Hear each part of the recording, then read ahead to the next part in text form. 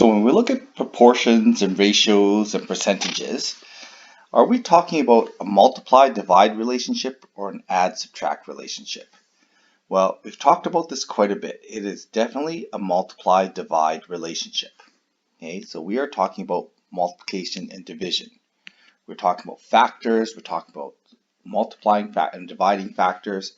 We're definitely not talking about add and subtracting pieces.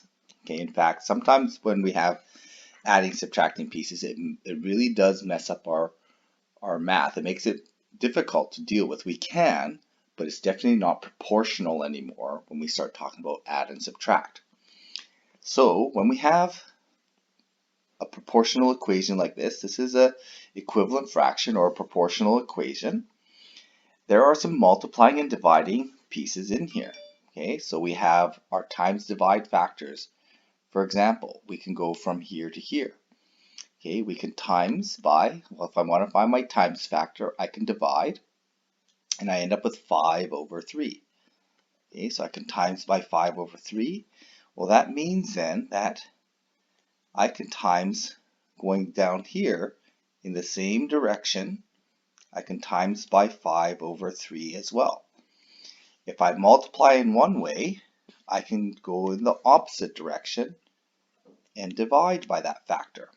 Okay, so I could divide by that factor. I could divide by 5 over 3, or I can times by a different factor, 12 divided by 20, and it's the same direction as the divide 5 over 3, I can times by 0.6, and it's all the same. Okay, these are all times divide factors. The relationship between the 5 over 3 and the 0.6 is a reciprocal relationship. We actually can flip that fraction upside down and get 0.6. So those are times divide, add, subtract relationships. There's also, no add, subtract relationships, just times and divide. There's a horizontal times divide relationship, then there's also the vertical one.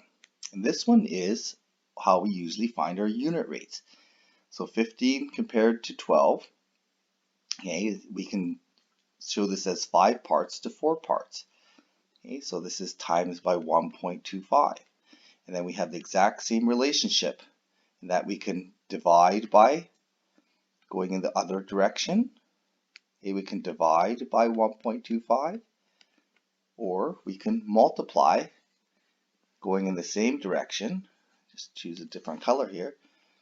In this case, I can multiply by 20 divided by 25, which is 0.8. So dividing by 1.25 is the same as multiplying by 0.8. Okay, so there's all these times divide relationships that are involved in here. So notice that what we have here, we started with 15 over 12, and oops, this is a typo here. This should be, if we change this to 15 over 25, okay, oops, sorry, I change this to 15 over 25. Is 15 over 25 the same as 12 over 20? Okay, does this proportion still work? So test it out. Okay, so how are some ways we can check it? Well, we can see if there's times divide factors are the same. Okay, or we can just divide. So 15 over 25 gives me 0.6. 12 over 20 gives me 0.6. They're equivalent fractions. We could test this by finding our times and divide factors. 12 divided by 15 gives me, what would that be? That's going to be 0.8.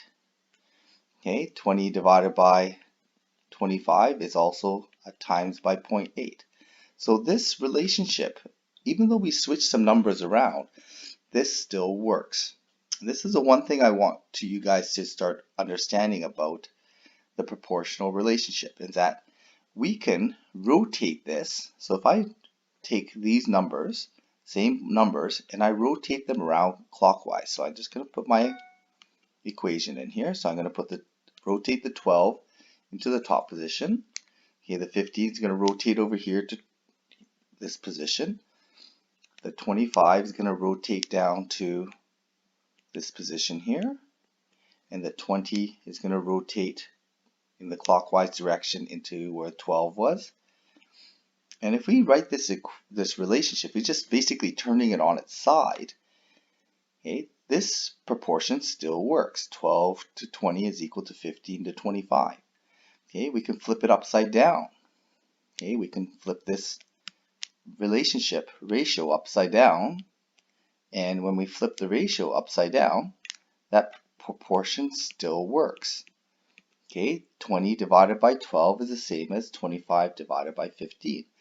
This proportion works in all sorts of directions. There is this diagonal relationship as well.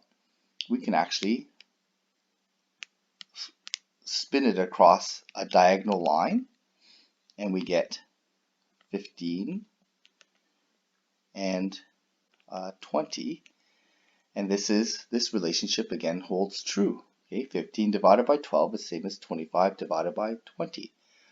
So there's all sorts of this symmetry that exists within this proportional relationship. Now you don't need to know all of them, but it is useful to understand that there's this vertical relationship, there's this horizontal, and there's also this diagonal relationship.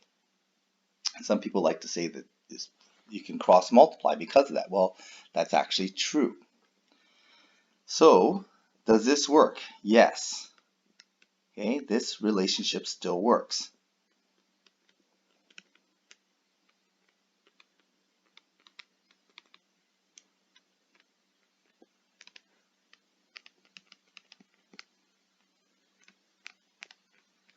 Okay, and the reason why is because this ratio relationship has a lot of symmetry to it. There is a lot of symmetry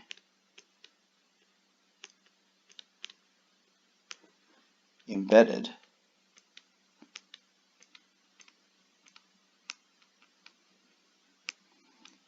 in the proportional equation.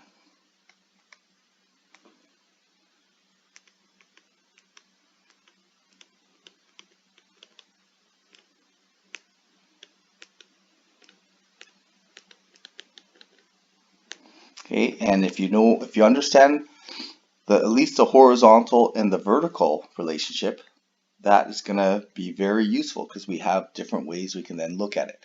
But again, there is more symmetry. In fact, there's this diagonal symmetry that also exists that we can take advantage of. So definitely yes, we can just rotate these terms around and we can generate an equivalent proportion even when we do that.